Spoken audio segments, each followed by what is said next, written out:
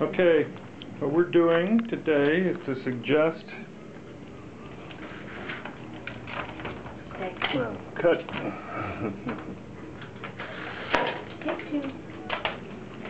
Okay, this is chicken fed to a dog who's obviously well weighted for it. This is we're going to start with the chicken neck, and this is a raw fed German Shepherd who is basically very allergic to any carbohydrate products like starches such as grains, rices, oatmeals, corns, and such.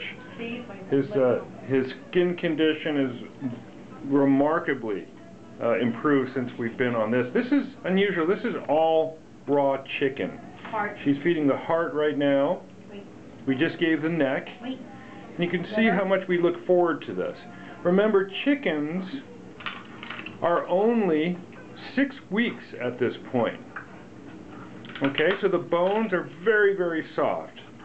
Dogs that are eating whole chickens are extremely unusual. You know, to do this, you can certainly get all ground chicken, but they benefit so much from the bones themselves. You can see how we just basically are removing the joints, just using their teeth like they were evolved to do. Okay?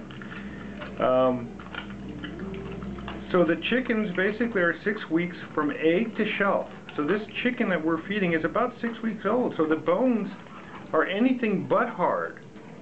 So everything you hear about bones being or sticking into the intestinal tract causing problems are not true. There's gizzard. That's a gizzard. These are internal organs which are also very, very important.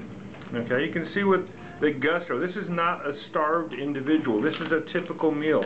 1/2 of a chicken is what we end up feeding, and later on, vegetables with probiotics such as yogurt and things like that. And it's a varied meal. But, you know, if you were to offer this dog dry kibble and this chicken, I believe that we'd probably go for the raw chicken much faster and with Gusto, completely ignoring the dry food. If you don't hold it though, watch. You see he ends up swallowing a lot whole if you don't hold it. Right. Usually, the reason dogs have these nails right here, the dew claws, okay, is to hold their meat, their prey, and they'll usually do that on their own while they eat. But if you want to keep them clean, you can just basically offer pieces. This is just to show you that indeed dogs, as you can hear him crunching on this bone, it will not offer any problem whatsoever in the intestinal tract. Also, it cuts you out of a job because his dental, his teeth, the plaque is there's none. Right, there is none. There are no problems with the teeth. He's generationally raw. In Germany, all his ancestors got raw. Exactly. Every ancestor. These dogs have been fed just like this for hundreds, if not thousands of years, with geese, with ducks, with whatever. Okay, the wings and the tails, the necks and whatnot were always kept for the dogs. If you have littler dogs, just do wings, or you can chop it up like a Chinaman would do. Oh, exactly. Chop it up. You can definitely grind these things up. Well, not grind it. For the bruiser, I have a dachshund, a mini dachshund, and I put the meat on a cutting board and I chop it just so that it's more manageable for him. Now this is as disgusting as it looks and sounds. Is the blood component. It's the juices left over. Dogs love this stuff. And this is something that the video here is designed to disturb. It's designed to let individuals and people know that, you know, dogs were intended to eat this stuff, however disgusting it is for... And it can smell ripe. Right. Dogs can tolerate. And the thing of it is, when I fed him kibble, garbage in, garbage out, his poop was smelly and big and disgusting. Right. Now his poo is little and chunky. Oh, unbelievable. Look how beautiful this animal is. I wish you could have seen this hair coat.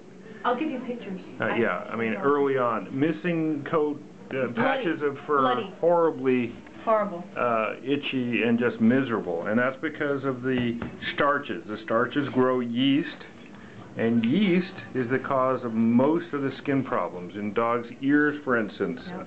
And this ear is perfect. Before it was red and inflamed.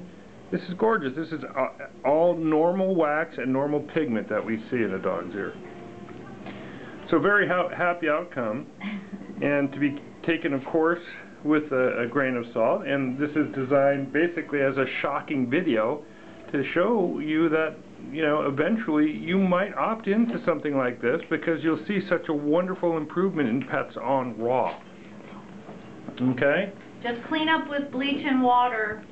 Bleach and water is important, you know. Wearing gloves is important, but you know what? In my 20-some-odd years of practice, I've never once treated a dog for salmonella, and they do not shed as long as something like this is also mixed with a little probiotic yogurt and a fiber. Iomega. Right. There's all manner of things you can add.